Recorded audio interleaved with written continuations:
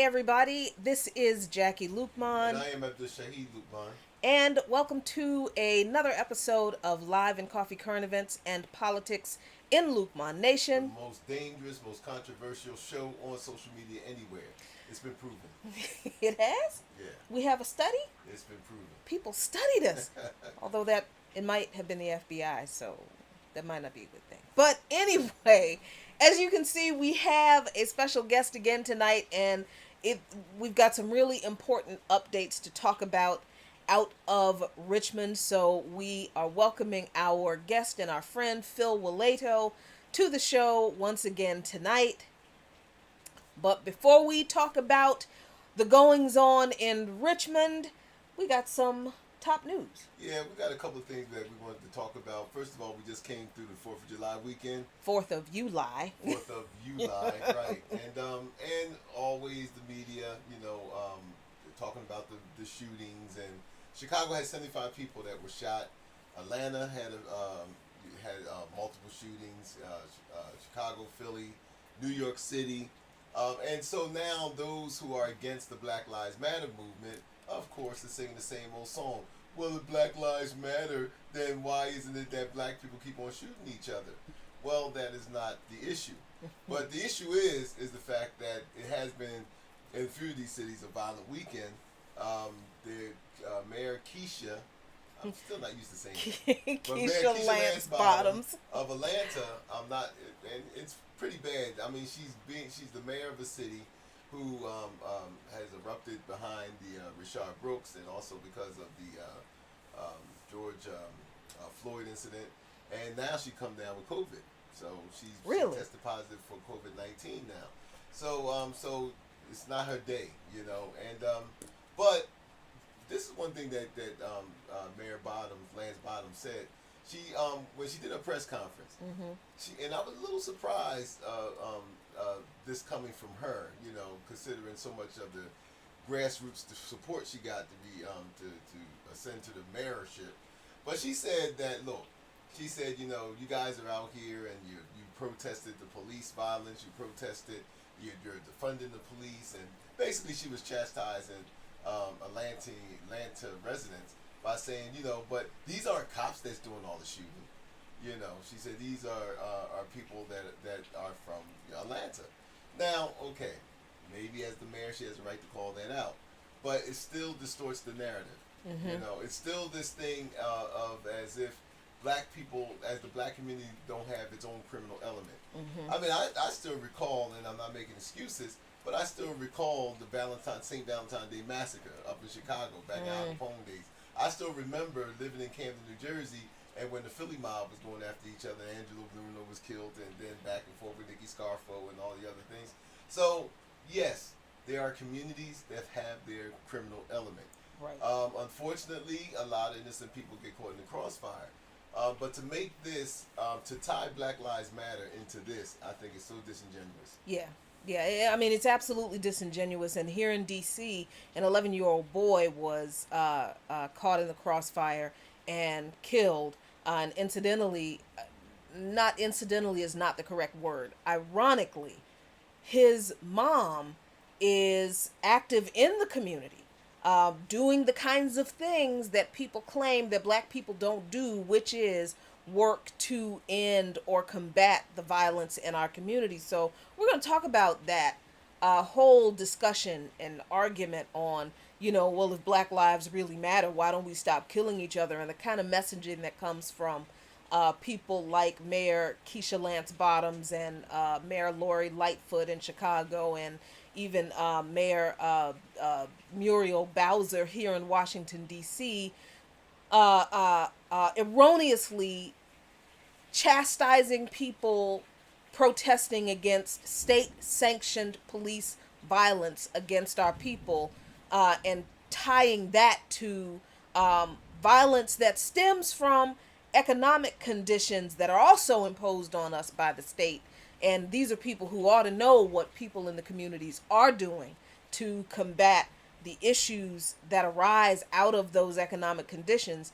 that the same state ain't doing nothing to. Exactly.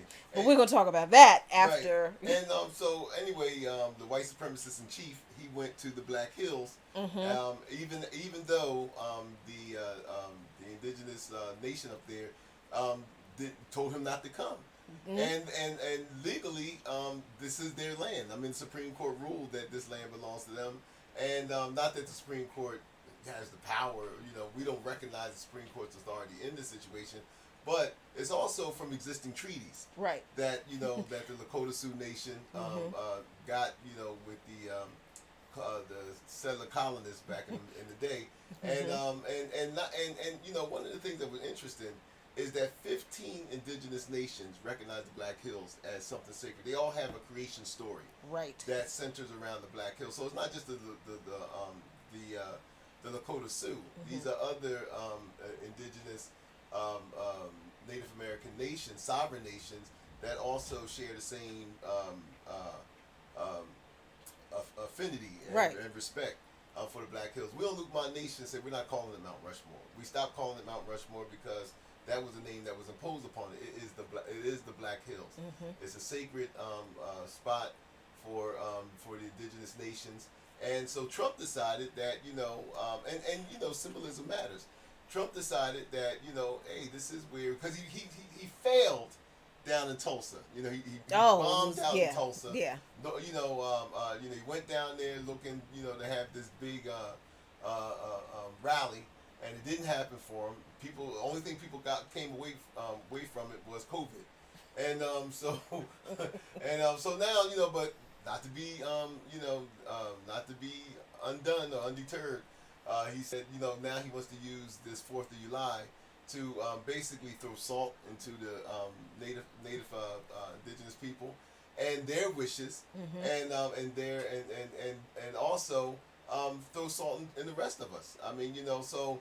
And it was all, and then the speech that he gave was just full of divisive talk, and calling the so-called left, comparing them to Nazis, and so this guy is who he is. He's showing who he is. And then I think one of the most ridiculous things that happened, that took place at that event, was the fact that you had supporters of his telling Native Americans to go back where you came from. Now, how ridiculous is that? Go back. They are where they came from. It's you who need to get back on the Mayflower and the Santa Ana and Maria and all this other kind of stuff, and where your ancestors came from, and go back there. But to tell these people that they need to go back, so this shows you the lunacy that is part of this whole thing. But Trump, he said this, and we were talking about this before. He said that stoking the cultural wars is good. Is good. I mean, this is what he did in 2016. Right. He's playing on the same racist, I guess you could call it a strategy, but this is what he's banking on. But the thing of it is that he's desperate. It speaks of desperation, because his poll numbers are so in the basement that and this is something, something that I heard today on the news, is that a fraction of his base, mostly those over 60, are abandoning him. Well, because he's killing them. Right. Basically. Yeah, they're abandoning him. A lot of them said that they're considering voting for Biden. So which right. So so this guy is going to. Trump is going to which he's already started, in my view. He is going to fall back on a scorched earth policy. This is what he's going to do. I'm afraid to see what's coming up until November with this guy. I really am. Yeah. He's desperate. He loves his narcissism. Loves him being president. Like he loves this. And so, just like any addict who needs their drug to survive, he doesn't want to give that up. And he's going to go through hell and high water to do whatever he can to try to hold on to power. So I am really concerned about what this guy will do next, because I don't think that there's any outside of the traditional checkpoints and things that keep him in check. But outside of that, I don't see this guy having any kind of boundaries for himself. Yeah. He's going to do whatever he can. I mean, well, he definitely is not going to adhere to any boundaries. Nobody's going to set any boundaries for him. My concern are his followers more than, because there was another some person in Seattle drove his car into a group of protesters, and one of the protesters who was critically injured has now died. And the person who drove the car is in custody. But it's Charlottesville all over again, and this is par for the course for Trump and the culture wars. He is absolutely stoking them, and people are responding with to his racist dog whistles with outright violence, and that's happening all over the place.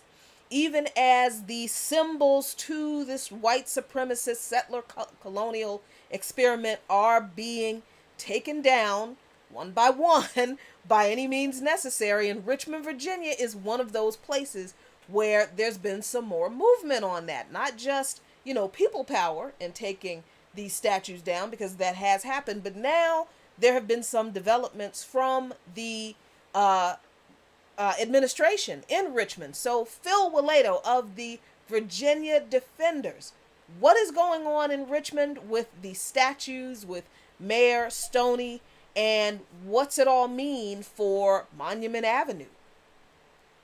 Well, we're thanks very much for having me on this evening.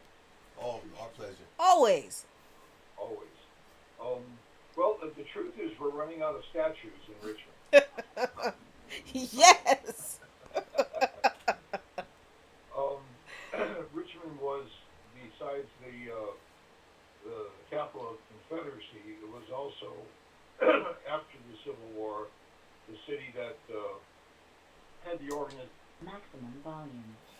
firstly promoted what is known as the Lost Cause mythology, that the Confederacy was a noble enterprise, that it didn't have anything or hardly anything to do with slavery, that it was based on states' rights, and that it only lost the war because of overpowering manpower and resources by the North, and that it really was a noble cause. And Richmond has Virginia has the greatest collection of monuments and statues and other symbols of the Confederacy of any state in the country. I thought it was Georgia, actually, but that's got more things named after honoring the Confederacy. And in Richmond, we have the street that's called Monument Avenue, and it's called that because there were 5 monuments to leaders of the Confederacy, including President Jefferson Davis, Generals Robert E. Lee, Stonewall Jackson, Judge Stewart, and Admiral Matthew Murray. And they're grand statues, and they're done by very prominent architects, and they are quite impressive, from an artistic point of view. And they were meant to be, and they were meant to emphasize that that these figures who fought for the Confederacy were and are deserving of honor. And as recently as 2010, when the city hosted the UCI World Championships bicycle race, that's second only to the Tour de France in prestige of the bicycle world, biking world. The organizers of the event chose Monument Avenue to be the main route, Wow. and the halfway point for the elite men and women's races was the Jefferson Davis statue, which is not just a statue; it's a fairly modest statue in front of a gigantic sculpture with fluted columns, and at the top there's 2 representations of the Confederate battle flag of the Army of Northern Virginia. And we organized a campaign to try to get the organizers to move the race off of Monument Avenue, and they refused. And the organizers were um, then Governor Terry McAuliffe and Senator Tim Kaine, the liberal, um, Mm-hmm. Mayor Dwight Jones, and Thomas Farrell II, who is the CEO of Dominion Resources, which is Hmm. throwing the towel on the Atlantic Coastal Pipeline Right. project. Um, and all three of them responded to us. Farrell didn't say anything.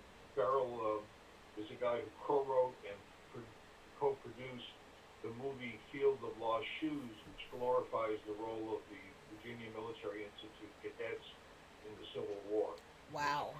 Confederate movie that he put together while he was running the biggest private corporation in the state. So it shows where his sympathies lie. But the other three, who are all born in the Right. North, all said these statues represent Virginia. It's who we are. It's our history. Um, so it goes to show how deeply ingrained this mythology was in the culture of Virginia, not just the right-wing yahoos who come out to parade in front of them, but the corporate leaders, the wealth, the power, and including the wealthy whites who live in the neighborhoods and have benefited from the high property values that are there because they live on Monument Avenue. Mm-hmm. We're now complaining. Well, anyway, Jefferson Davis has left his perch. Oh.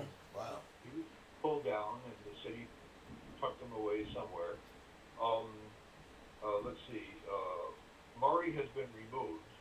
Matthew Murray. Mm-hmm. He doesn't get the attention he really should. He really swept up much the second night of the protest when people were decorating the monuments in Monument Avenue.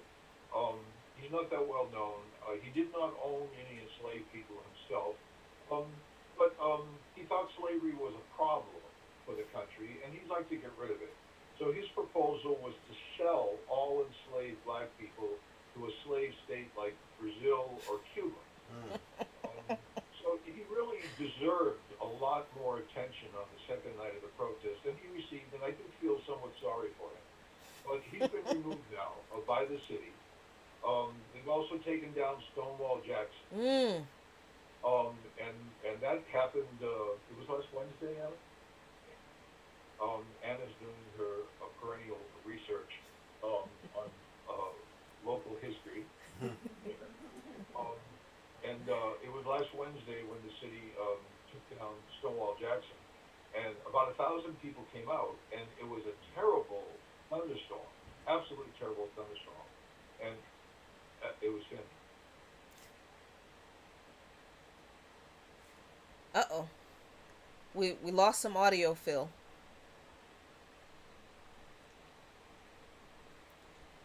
And we're speaking of terrible thunderstorm, folks. There we go. Well, There we go.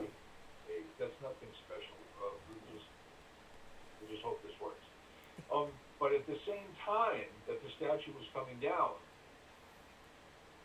deputies from the Richmond Sheriff's Department were wrestling a well-known local housing rights activist to the floor of the lobby of the John Marshall Courts building, um, where there had been a protest against evictions. The evictions were suspended in the state until that morning, and people had a protest to oppose the resumption of eviction hearings at the John Marshall Courts building. Mm-hmm.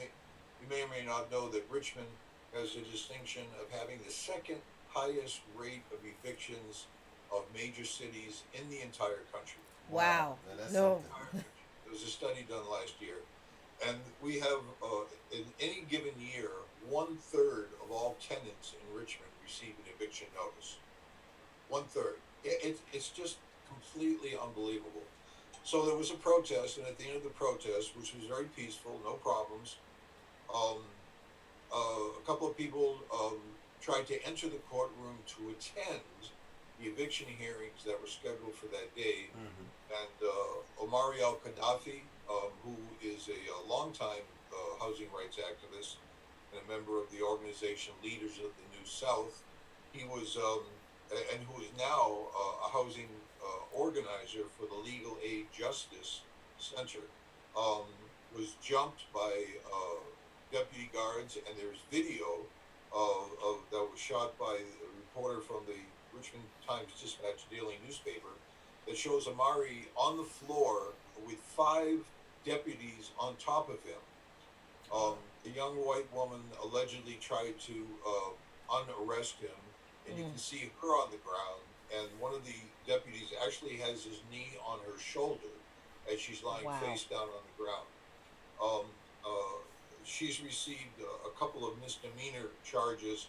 Omari has 2 felony charges of assault on police officers, law enforcement officers. And we're very concerned about the outcome of his case. There have been close to 300 people arrested in Richmond over the past 4 or 5 weeks of the protests. About 250 of them on the 3rd night, when a state-imposed curfew came down, and there was a march going on, and people kept marching past the curfew hour. And the police came and told them they had to leave, and they started to leave. And the police told them to go a certain way, and when they went down a certain street, they were met with a line of cops in front, and then a line behind them. They were kettled. Yeah. Common tactic by the police. They've done that in Philly, New York City. They've done that here. They've, that's so this idea that if you just comply, then you won't have any problems is obviously bearing out to be a blatant lie, as we always knew. But Phil, now I want us to make it clear that the administration, the government in Richmond, or the current mayor of Richmond, is the one who signed these emergency powers to get the statues removed. Now, I guess that's a good thing, but us knowing the history of the relationship with Mayor LeVar Stoney, who is a Democrat and who happens to be African American, that's kind of a double-edged kind of sword. But you explain what that means, that these statues are coming down now by a decree from Mayor Stoney, and what it means really for the political fortunes, if you want to call them that, for the movement in Richmond right now. Well, you have to remember that a few years ago, and there's been organizing against these statues going on for a long time. And, in our case, it goes back to 2007. January 19th, the 200th anniversary of Robert E. Lee's birthday, when we blocked with the state NAACP and held a press conference in front of the Lee statue to denounce the fact that the state had just spent $450,000 to clean the statue. This is long before the graffiti, to celebrate Lee's birthday. And back in I guess it was early 2017, Mayor LeVar Stoney set up a commission, the Monument Avenue Commission, to make recommendations on what to do about these statues, because it had gotten controversial, by that point. But he told the commission they could not consider taking down the statues. They could consider leaving them just as they are, or leaving them with some kind of context. Like a sign that would say, "This is Robert E. Lee. We used to like him. We don't like him anymore." Right. That's the way it is. But nice statue, don't you think? So that was his position, and then came Charlottesville in August of 2017. And after Charlottesville, he told the commission, "Okay, you can consider taking them down." And the commission came up with the idea of, well, let's take down Jefferson Davis, because he wasn't really a Virginian. He was from Mississippi. He lived here for a while, but he's not really one of us. So let's take him down, but put up context for the other ones. We don't like Stewart, we don't like Lee, we don't like Murray, we don't like Jackson. Oh, but here's their statues, which we left up but we don't like them anymore. You understand? You're Right. Yeah. following this line of argument Yeah. here. Right. Yeah. Right. So um, that was crazy. And then he started a new organization. What's it called? The Commission for History and Culture. The History and Culture Commission, which was supposed to implement the recommendations of the Monument Avenue Commission, and then we didn't hear anything again. That was it. It, I, if it was meeting, if it was making decisions, if it was moving forward, it's not public knowledge. So Mm. in other words, the back burner strategy was implemented, and things went along okay until the George Floyd protests. And by this time, you've got the city in a pandemic. Um, it's actually done not too bad a job in terms of the numbers. I mean, we've had about 30 deaths in the city and well over 1,000 cases. But compared to some other areas, Right. it hasn't been quite so bad. Mhm. Unfortunately, it's hit the Latinx community really hard. Mm. They're about 10% of the city and 40% of the cases. Wow. And this is, I think it's largely because people have jobs that they can't do from home. They have to go to work. They're working in situations where there's close contact. Often the immigrant families, and sometimes they double up in housing. You've got closed spaces, and they've really taken a big hit. But in addition to the pandemic, you've got the collapse of the economy. Right. So there's a lot of suffering in the city. And then you got the protests. Now, this is an election year in Richmond, and Stoney is up for re-election. He's finished his first term. He's running for a second. And he has, at this point, 7 challengers. And 2 of them seem to be viable, both of them African-American women. Not perfect candidates, but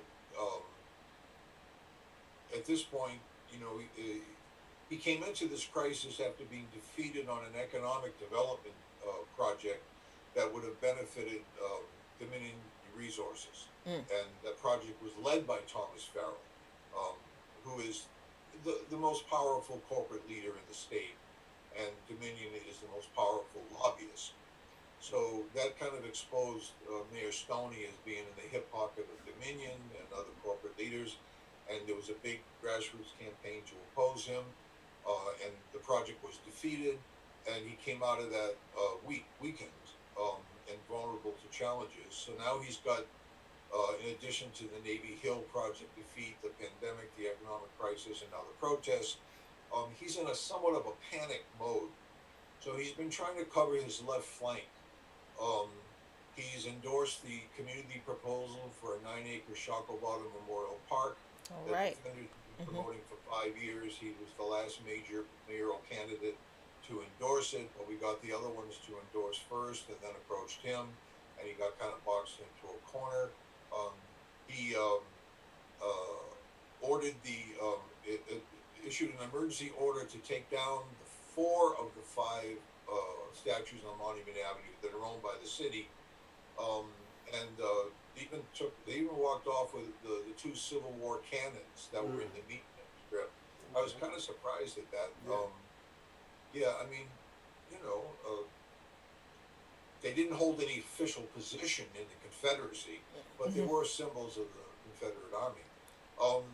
And there was a city, I think it was Raleigh in North Carolina, where the mayor ordered the Confederate statues to be taken down out of the consideration of public safety, because the statues were being torn down around the area. And in Richmond, protesters got the statue of Confederate General Wickham in Monroe Park that had been there for, I guess, 100 years. They had taken down Jefferson Davis. They took down Christopher Columbus. They took down the statue dedicated to police officers killed in the line of duty. And they tried to take down the Jeb Stuart. The police stopped them on that one. So the mayor invoked emergency power, which obviously he could have done before that. Right. So it's kind of a situation now where we just heard yesterday that Dominion Resources has thrown in the towel on the Atlantic Coastal Pipeline project, Right. an $8 billion frac gas pipeline project that was really near and dear to their hearts. Um, a tremendous struggle was put up around that, but I can't imagine that the present upsurge wasn't also a factor in Dominion deciding to abandon that project and eat about $2.5 billion put out so far. So now's the time, to demand the world in a gold box to keep it in, because they're on the defensive. But this won't last. Mm, You know, mm-hmm. there are some people who say, these are just statues. This is nothing. They gave up a symbol. You're all cheering and celebrating, and it doesn't mean anything. We need, structural, institutional Right. change. Yeah, we've heard But that. the fact of the matter is that if you have enough power to tear down these symbols of white supremacy and force the mayor to take them down, the balance of power has shifted. So Mm. the mayor has also agreed to two demands of the seven that are put forward by the family of Marcus David Peters, the young high school biology teacher who was killed by a Richmond police officer in May 14th of 2018. Mm. And his family mounted a tremendous effort to try to get the cop indicted. It was not successful, but Marcus David Peters was having an obvious mental breakdown at the time he was shot. He was naked, lying in the highway, I-65 in Richmond. Pardon me? He was on 95. Yeah, 95. Is that 65? Okay.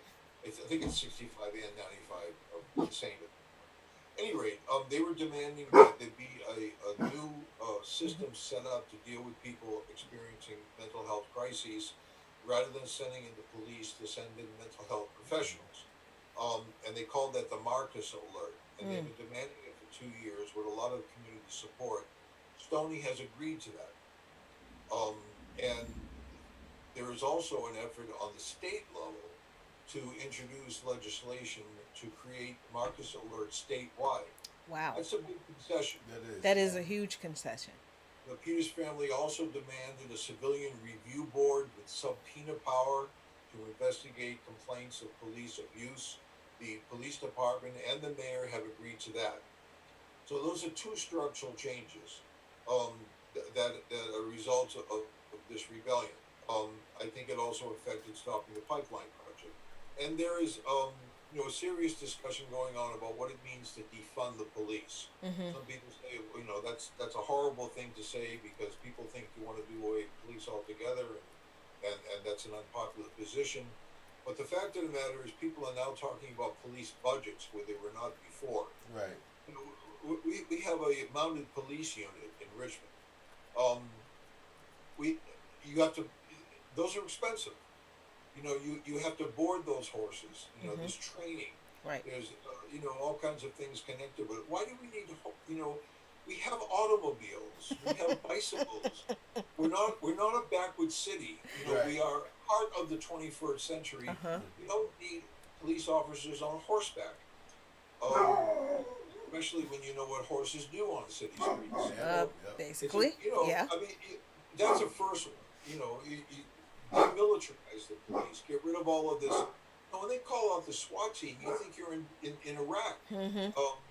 The way the streets look with the armored personnel carriers and why these cops are almost as well as equipped as the right wing militias. It's just Wow. it's frightening. Now, Phil, if I may, one of the things when you were talking about defunding the police, now you started off talking about the situation with evictions in Richmond, and so is there any kind of or has there been talks of taking some of that police budget and alleviating some of the crisis with regards to the eviction crisis that's in Richmond? Well, two things have happened. Governor Ralph Northam has allocated $50 million to address evictions and housing issues in the state, and Mayor Stoney has taken $6 million from the federal CARES fund to allocate towards to addressing evictions. Mm-hmm. Um, so that's something, but neither of them have pushed for a moratorium, an indefinite moratorium on evictions, and that's a problem. We have a growing homeless problem in Richmond. The homeless population has increased 10% from 2019 till 2020. It got bad enough that homeless people set up a tent encampment with 80 tents housing about 130 people outside the city's cold weather homeless shelter, which only opens when the temperature drops below 40 degrees. They set that Wow. up last fall, and it was in operation through January until Mayor Stoney ordered it taken down. Mm. Um, and citing the coronavirus crisis, but people are actually safer there in the tents than they are now, either on the street or some of them were put up in city hotels. But So, the thing of it is that what we were talking about, the homeless crisis, and even with the eviction crisis. Now, this is pre-COVID. I mean, these situations happen. I mean, so we're not saying that this is from COVID.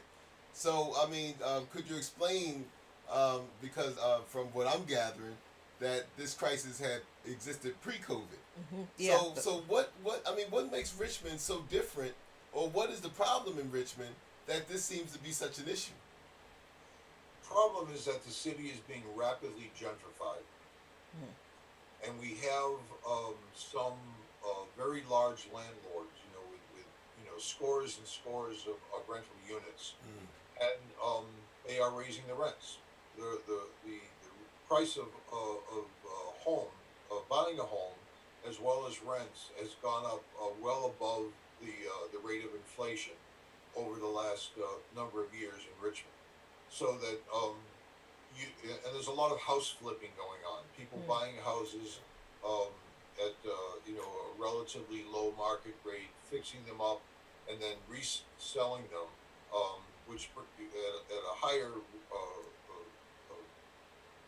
either a price for buying or a higher rent, so that the amount of affordable housing in the city is greatly decreasing. At the same time, the Richmond Redevelopment Housing Authority, which operates the public housing units in the city, and there are some 4,000, wants to tear them all down and replace them with, quote, mixed income housing, which means mixed income is English for not low income. Right. Right. Exactly. Mm-hmm. So, and there's some 10,000 people who live in the housing, and they just targeted these housing projects for demolition.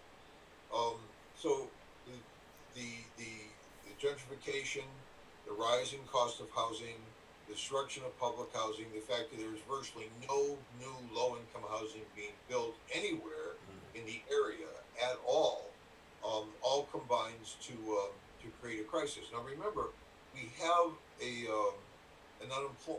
a poverty rate in Richmond, the capital city of Virginia, which is the eighth wealthiest state in the country. The poverty rate here is 21.9% officially. Mm-hmm. And that's largely in the African American and Latino communities. Mm-hmm. So if you're already, only making 25,000 a year, and your rent goes up 10, 15, 20, 25%, you're out. Right. Yeah. You're just out.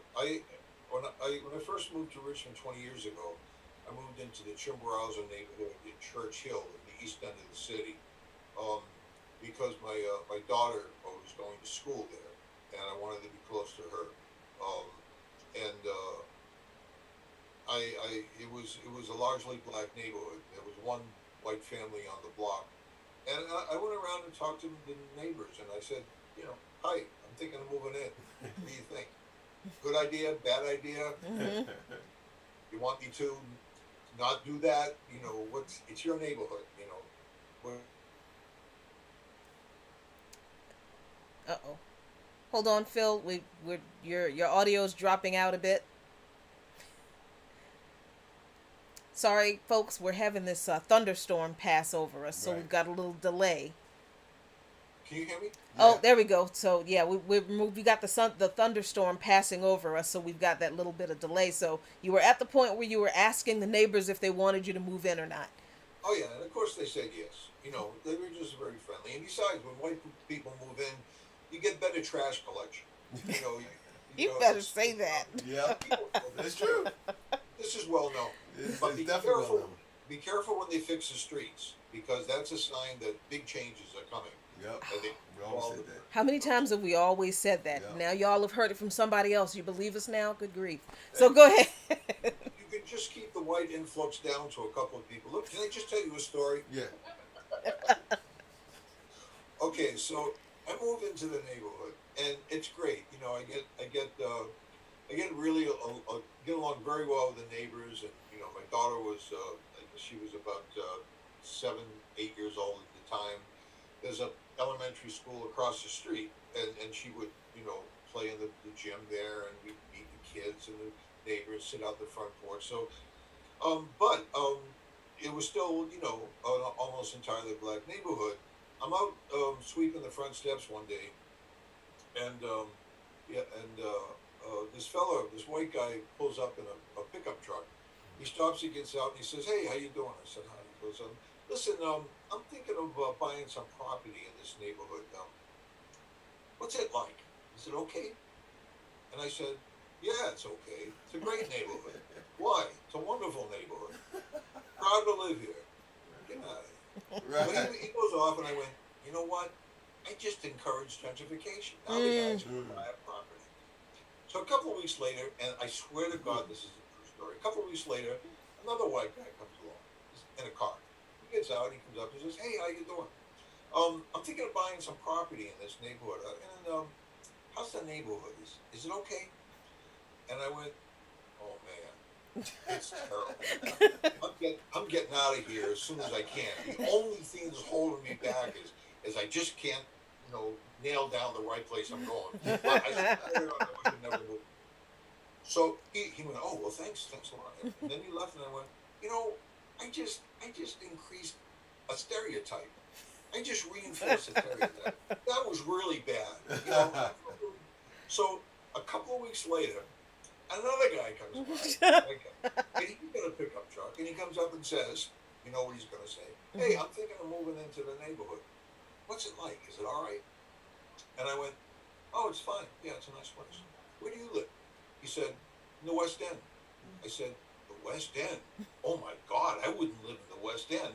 I'm a newspaper reporter. We get the police reports. People are, wow, how do you live with all that crime and people attacking each other all the time?" He went, "What?" I said, "Oh no, it's all in the police report. Believe me. You should move. You should get out of here." So anyway, that was and I decided I would never I would never live in an almost black neighborhood again, because it doesn't matter what your intentions are. As a white person, you're just breaking the ice. Up in when I lived in New York City on the Lower East Side, first the white communists moved in, then the white art students, then the white students in general, then the young white couples with kids, and then Lower East Side it became East Village. Yeah. Yeah. So it's just not so we live in a nice mixed working class, predominantly black, racially mixed housing complex. Where nobody talks to each other, but That's nobody, everywhere. That's everywhere. It's that's everywhere. now. Yeah, I mean, we didn't even talk to our neighbors down the street until our dog tried to eat theirs. Yeah. So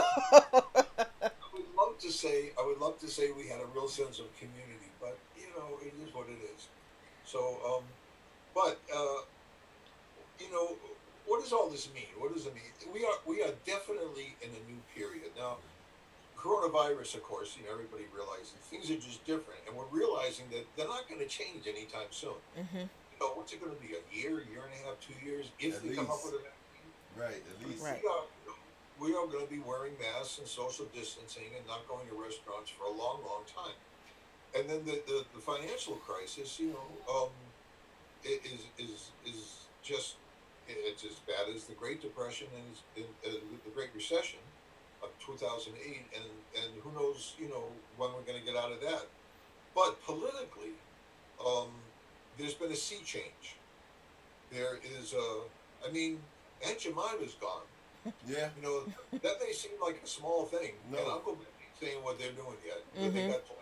Mm-hmm. You know, it may seem like a small thing, but we couldn't get that. We couldn't even get that. You Right. know, you know. Now, the governor is chafing at the bit to take down the giant 60-foot statue of Robert E. Lee. Oh, I cannot wait. I cannot wait. I cannot wait That's until going that to thing be comes that, down. That's going to be a very big media event. It I see is. It's It going, is. when they remove that. So, So Australia right, right. alert them when Right. it's coming down because they So- want to be. So do you? I mean, but Phil, do you really see that coming? I mean, is this something that's just etched in stone that this statue is coming down?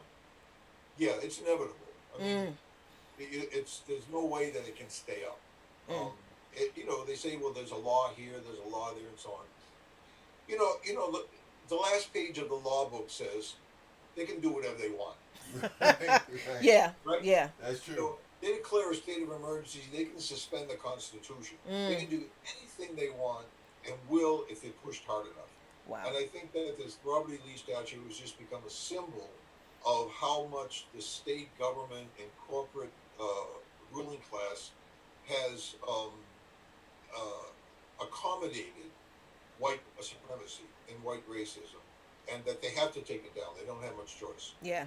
And I think, you know, we have to be really clear that we have to strike while the iron is hot. And the Right. iron is really hot right now. Everybody in the streets is not clear on, you know, Marxist theory, and everybody is not a Marxist. Everybody's not going to be a socialist, you know, but we can push people to understand that they are in a moment where they do have some power and influence. Like you said, Phil, the balance of power has shifted, and we have to use that to push for things beyond taking down statues, because that's good, but that's certainly not enough. And dang it, we're out of time talking to Phil.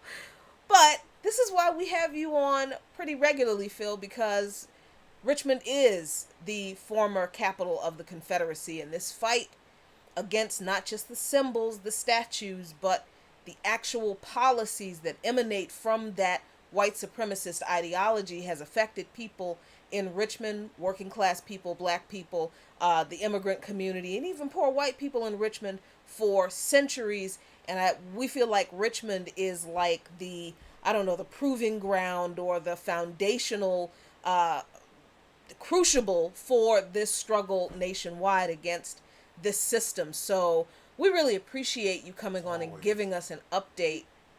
If I can just make a little pitch. Absolutely. For the Always. organization. Of course. Always.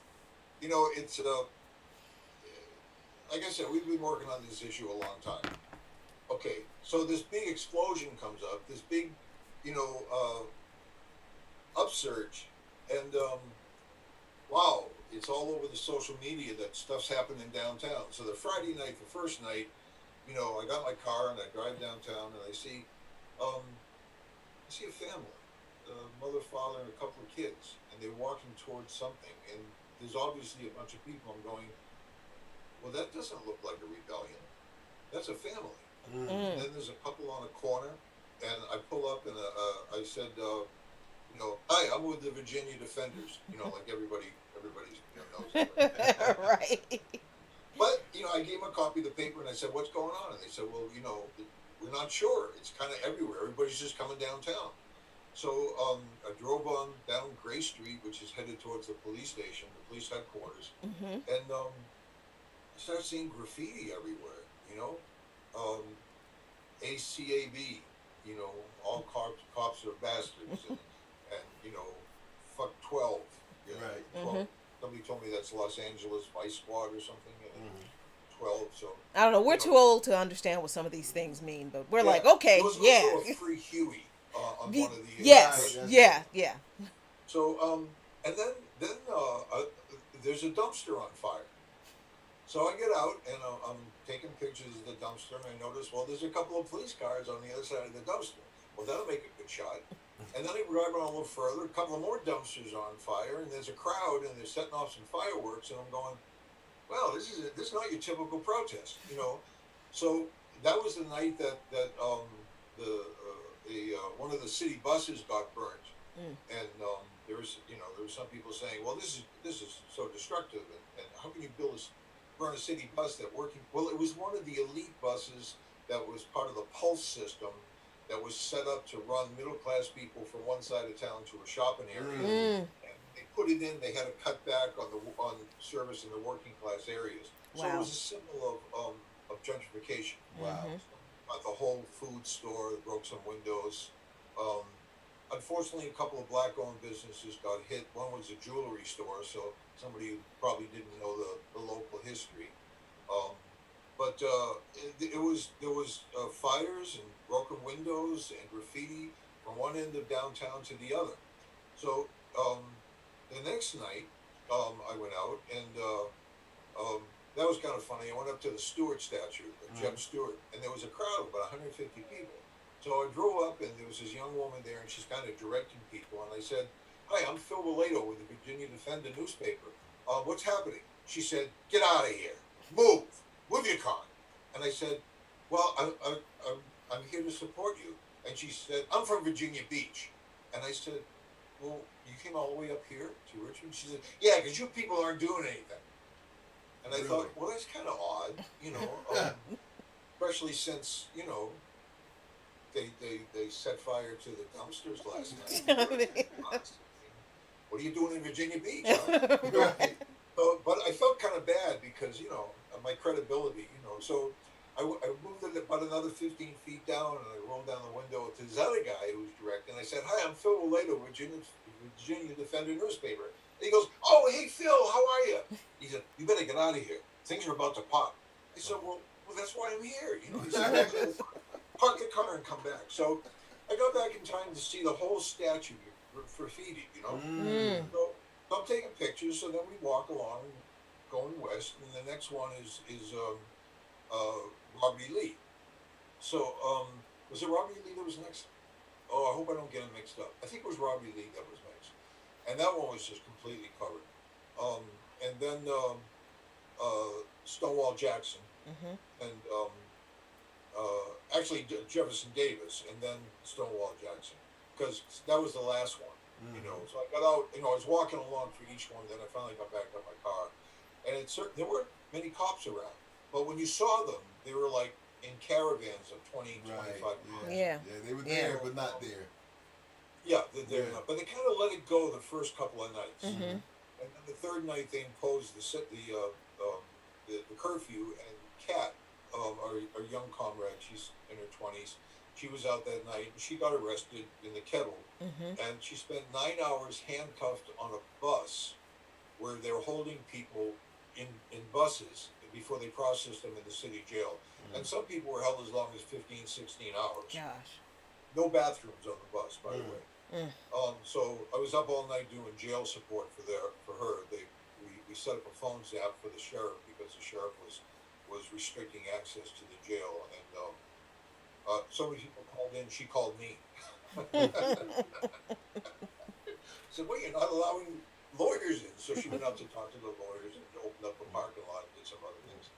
So, and then after that, our young comrade Joseph, who's in his 20s, he's been out virtually every night. Mhm. And I've been out a couple more nights, and young friends of ours, and we've done some support work, um, and wrote stories, and meanwhile we were carrying on a campaign to get the city jail to test inmates for the COVID-19 virus, which they were not doing. Mhm. Not doing. Wow. Not testing people in the jail and releasing them out into the community without being tested. So we beat them on that. We put up enough pressure that they're now testing. So it's been a wild period, and we're going to be writing about some of the lessons, because it's true that there are some contradictions, there are some problems, there are some tensions Mhm. within the movement, But and that's okay though. Yeah. But that's okay. I'm saying, but I mean, we were talking about that, but I mean, I feel like that's okay. I mean, that's expected, isn't it, though, Phil? Well, it's inevitable, and you don't talk about those in the heat of the struggle. Right. You know, Right. really pissed off at some people who claim to be political, who are standing off to the side, throwing verbal rocks at the protesters, Mm. um, especially the ones that were doing fundraising for their pet projects, saying, and getting a lot of donations Uh-oh. because of the Uh-oh. atmosphere. Yep, Okay. that's right. Mm-hmm. And there's the role of the nonprofits, and there's some contradictions between young whites who are probably not going to get shot, if they say "fuck you" to the police, but maybe that increases the level of danger for black protesters who are standing next to them. So there's been some discussion, a lot of discussion on that, and then black trans women feeling like they're not getting the attention and the support, and that they ought to from other people in the movement, and then some of them actually being attacked And Yeah. murdered, yeah. Yeah. watching supporting them. So, but the biggest problem here in Richmond, and this is just what I want to finish with, and nationally, is that after the last 12, 13 years, really since the election of President Obama, which sucked the life out of the progressive movement, um, and practically collapsed the entire anti-war movement, we do not have left organizations with broad support among the working class and oppressed communities. We don't have that. That's a problem. That's This definitely is a not problem. like the 1930s when the Communist Party grew from 10,000 to 100,000 members over the course of the Great Depression and was, 90% black in the South.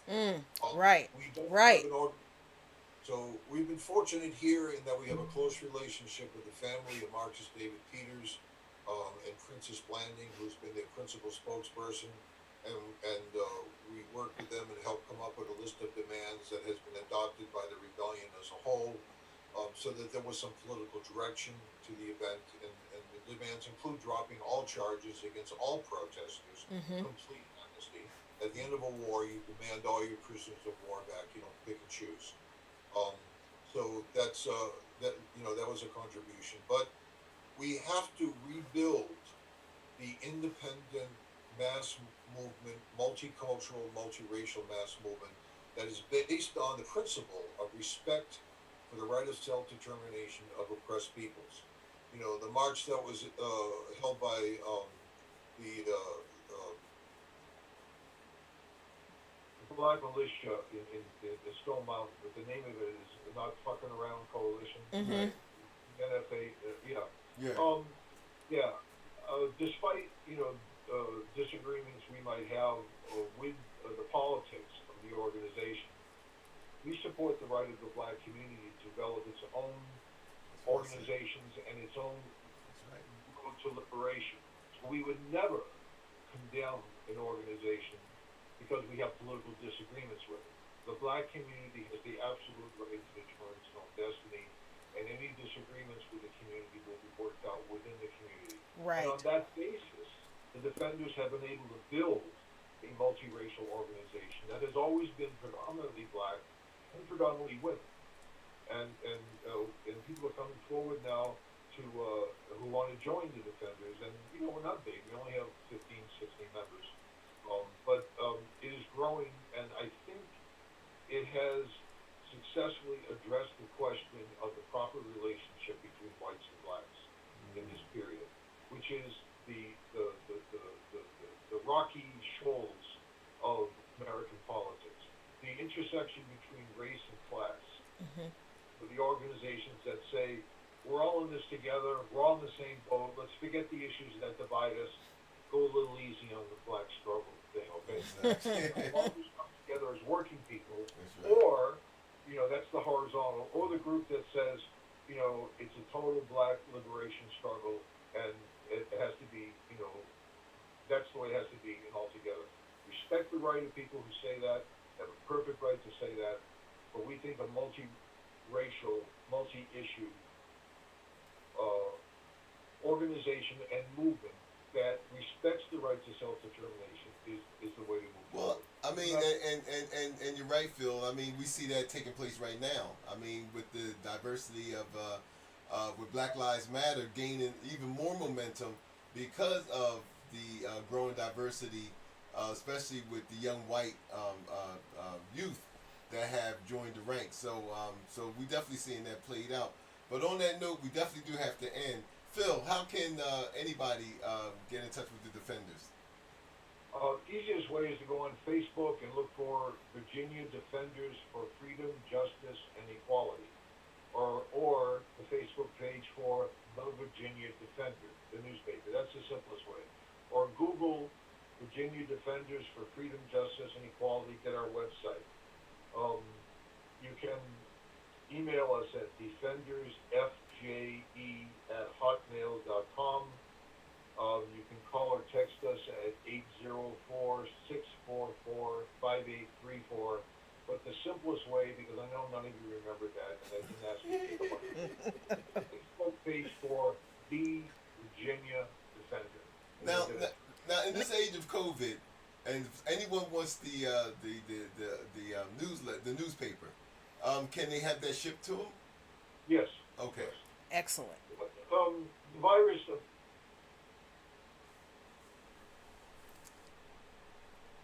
Uh-oh. Oh, dropped. Got a little freeze again at the end here. The virus. Oh. There we go. Sorry about that, Phil. We had a little freeze of your audio again. So what were you saying about? The same thing as getting a magazine in the mail. Mm-hmm. Right. A piece of junk mail. A letter from your Aunt Betsy. It would be the same thing. All right. So, if you want to wash it down with disinfectant first, that's fine, but I don't think that's necessary.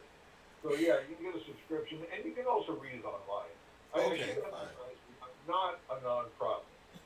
We are not funded by Democratic Say it. Party. Say it. That's right. We are all volunteer. Exactly. We put out a newspaper. George Soros is not giving us any money, right? And George Soros is not giving us any money. After what he did to Ukraine, he is on our shit list for real. Yeah. And we don't like when people take money from him because he limits the struggle. That's his word. He's a capitalist from the word go, and he's not at all interested in any type of radical or revolutionary change.